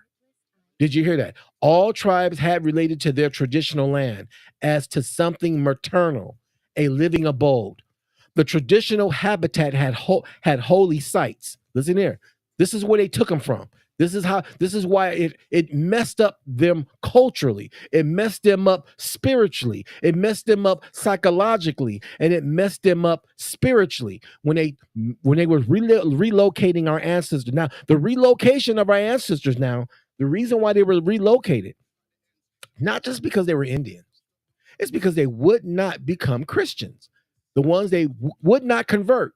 This is where you got the Trail of Tears going on. Do you feel me? So let me continue. Let me continue reading on. The traditional habit, the traditional habit had holy sites, places of special beauty, places where the holy powers were thought to reside in unusual forces. Burial sites had long token contacts with ancestors, and so tribal communities through many generations. Totemic relations with animals of given area had entered into people's senses of themselves to the extent that traditional Native American culture now seemed horribly mangled. Did you hear that? Let me read that again. The traditional habit had holy sites, places of special beauty, places where the holy powers were thought to reside in unusual forces. Burial sites had long token contact with ancestors, and so tribal communities through many generations. Totemic relations with animals of a given area had entered into the people's senses of themselves to the extent that traditional Native American culture now seemed horribly mangled. Why did it seem horribly? Because they had to move. They made them leave. Perhaps beyond repair, this movement from long-standing sites takes on a tragic aspect. The Native American tribes were forced, did you hear that? The Native American tribes were forced to sacrifice much of their traditional identity. Why was they forced to sacrifice much of their traditional identity? What does that mean? That means they were forced to become Christians. Huh? And in the early contact with Europeans, becoming a Christian means taking on a Christian name. So if your name is Silver Wolf, now is no more Silver Wolf. Now your name is Sue because we say your name is Sue Ann. There you go, people. The Native American tribes were forced to sacrifice much of their traditional identity. What sort of theodicy, justification of God's ways, such a sacrifice would require has to stand atop the agenda of theology responsive to Native American experiences, both in Northeast Woodlands and across the entire continent. When we break down the three main languages, we're not going to go into that. I want you to hear this part right here. This part right here, I want to read this. And then there was another part, page 30, and the last two paragraphs of page 30. Let me read that right quick. Page 30. I'm going over here to page 30. Music licensing. Yep, going too far. All right, page 30. Last two paragraphs. Right here. Okay. Now, in this paragraph right here, what I wanted to point out, wait a minute, let me see. Oh, excuse me. No. Page 18 in the bottom paragraph of page 18.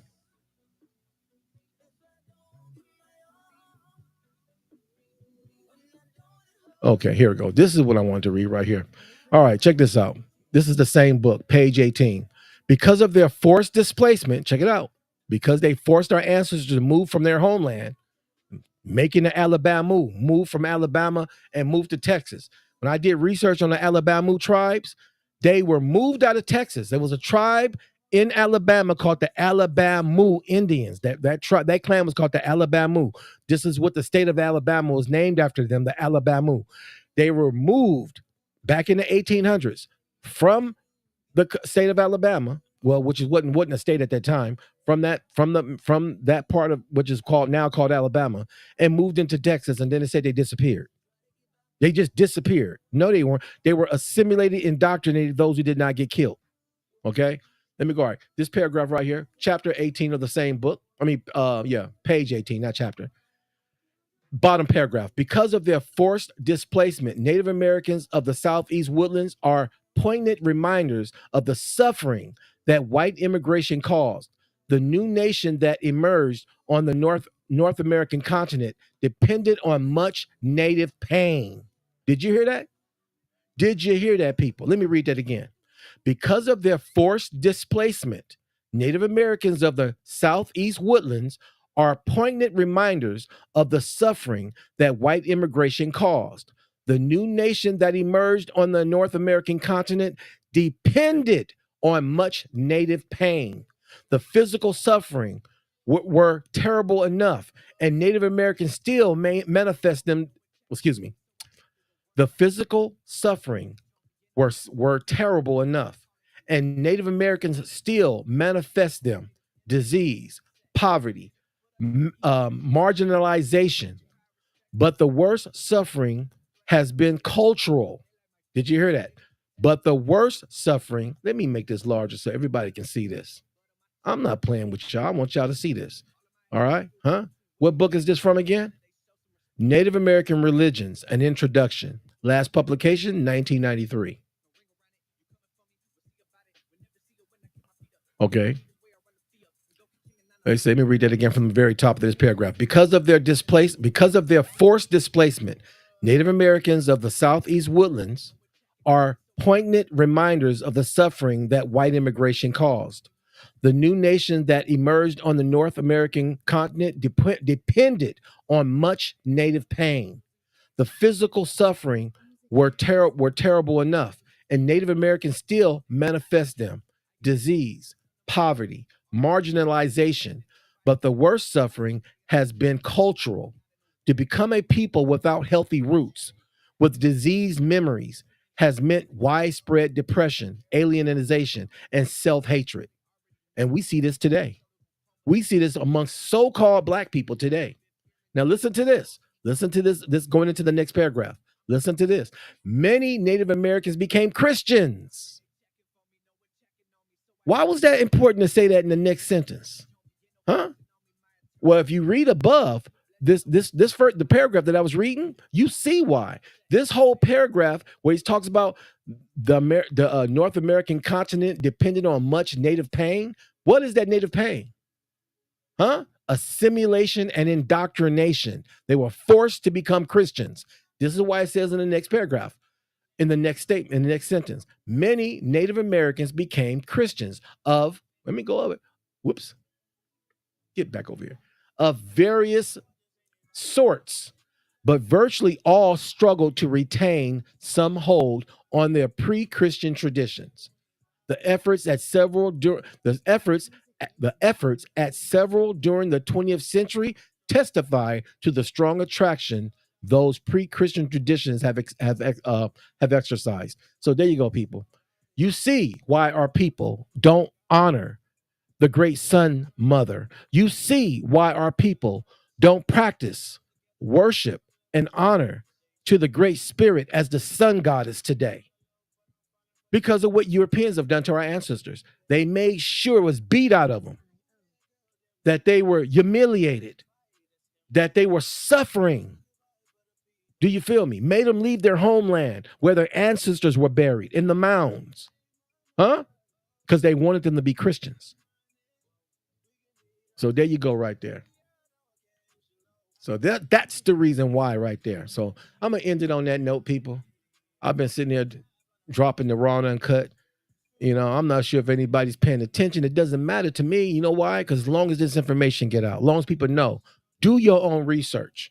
I encourage everybody to do their own research. Also, before I end the show, I hope nobody was out buying fireworks. Huh? I'm an American Indian. I don't celebrate the 4th of July. Never have. Even before I came into the acknowledgement of how important it is and it is to be an American Indian. Even before I've always knew I had Indian in me growing up, but as a kid growing up and as a teenager and as a young man, listening to what the school system said, listening to what it influences your thought process. I didn't embrace being an American Indian until I got older. When I started inquiring and talking to my mother, talking to my aunties, talking to my relatives, and my family say, ain't no African in us. That's what my auntie told me. That's what my mama told me. Ain't no Indian. I mean, ain't no African in us. I said, we for black. She said, we Indians. So, there you go, people. I just want everybody to know, if you know the totality of your culture, if you know the history, the totality of the history of your culture, it gives you the opportunity to embrace, to learn more, or to redefine what your people were doing. That should be up to us, not up to them. Real talk. You feel me? And so I encourage everybody, and I encourage all my family, all my friends, all my listeners to do your own research. Research. If you want to know something, research it yourself and cross-reference what you research. Don't just depend on one historian, one archaeologist, one geologist. Don't just depend on one. You got too many biased, bigoted, chauvinistic, sexist writers out there who refuse to tell the truth. Who refuse to tell, or they might tell fragmented truth. They might tell a little bit of truth. They might tell a teeny bit of truth, but they're not going to tell all the truth. And a lot of them don't want to know the truth anyway, because then they have to make the decision to tell it or not tell it. And so there you go right there, people. So again, I hope everybody was not out there busting off my indigenous Aboriginal. I'm not talking about the non-Indians. I'm talking about the Indians. I'm not talking about non-Indians. I'm not talking about other races and cultures outside my country. I'm talking about the Indians. I hope none of my Aboriginal Indian friends were out there busting off fireworks, wasting their money. I hope that's not what you guys were doing on the 4th of July. Not me. I wasn't. I was in the house researching, studying, smoking on my peace pipe like I'm finna do right now. It's the end of my show. I got to end my show with some peace pipe peace, some peace.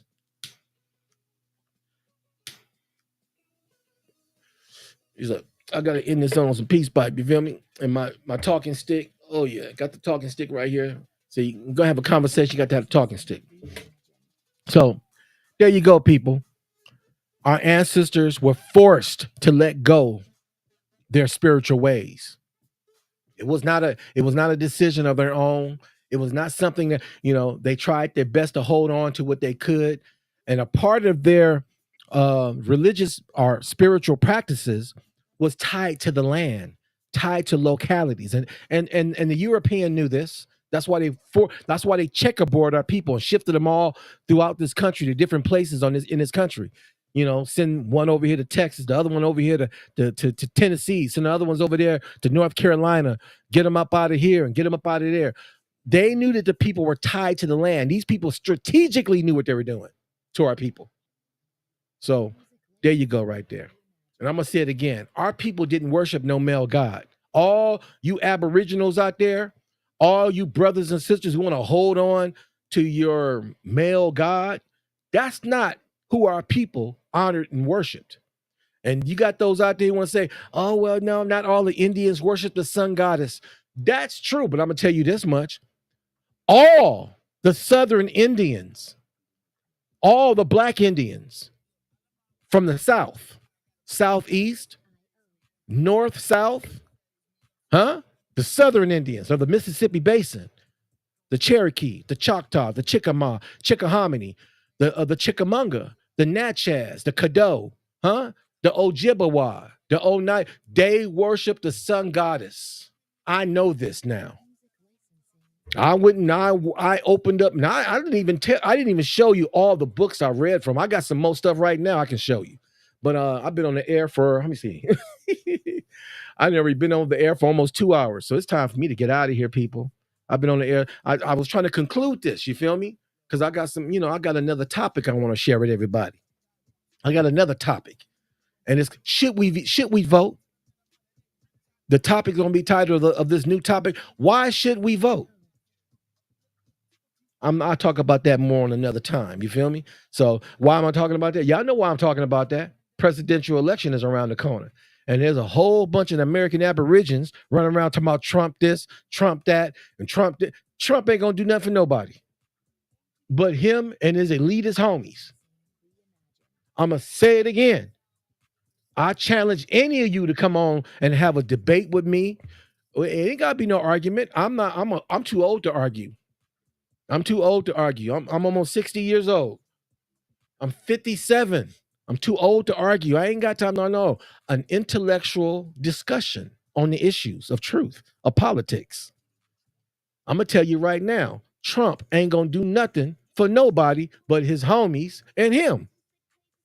He had the presidency for 4 years, and what did he do? Fatten his pockets. That's what he did. He preparing for those suits that he knew he was going to have to come against when his presidency was over, which he's now got 34 counts of criminal conduct on his back right now. He's trying to legally get off his back. So again, people, I hope my people wasn't out there buying, spending their money, wasting their money on, Uncle Sam's gunpowder toys. That's what I call them. You spend your money on something much more productive. You feel me? Research, books, things for your family, indigenous things for your family, so that your children can respect and know who they are. So that being said, people, I gotta go. I got things I gotta do. I got more books, more research. I just sit on the internet sometime and I just look for books, and I got me a whole list of books. I buy 3 and 4 at a time. I take my time and buy books. I got a library of books in my house. So there you go, people. So I gotta go. Let me play some minutes right here. Music licensing reimagined. Okay. On that being said, people, I gotta go. And let me end it on this note. May the great spirit, the great mother, the great sun mother bring us together under the wings of her love and peace. That being said, I gotta go, and I love chicken. So love, peace, and chicken grease, people. One love.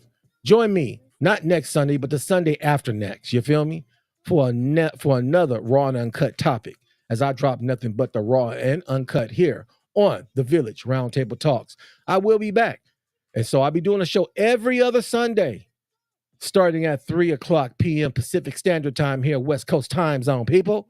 And you can always chime in, even though nobody's calling in. My line will always be open whenever I'm doing a show. You can always chime in and join me here at the Village. That number is 518-425-1735. Now, again, that is 518-425-1735. And the conference key is 976776. Again, that is 976776. Who can't remember that 976-776? Do you feel me? To get through the conference door so you can join me in the Village chat lounge and everybody can hear you and we can hear each other live. And if you want to ever join me, if you're a brother or sister like Dane Calloway or Tasha X, or you feel me? Brother Grizzly from Aboriginal Power. Do you feel me? Any of my, at Silla Yana, I got to give it up to her. She's another sister that be dropping it raw and uncut, and she be dealing with a lot. But that sister is a soldier. Sister at Silla Yana. I like to call her Queen Yana. Much love to her too. She can always join me too.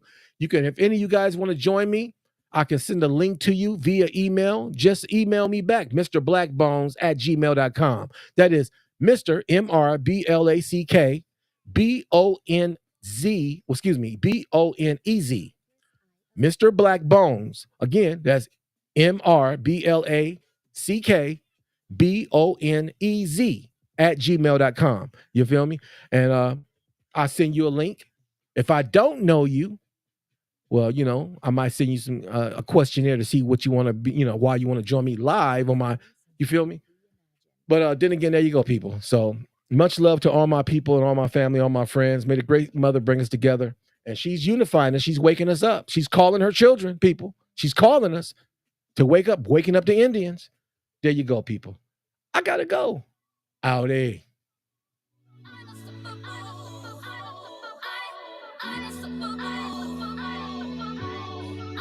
Artlist.io.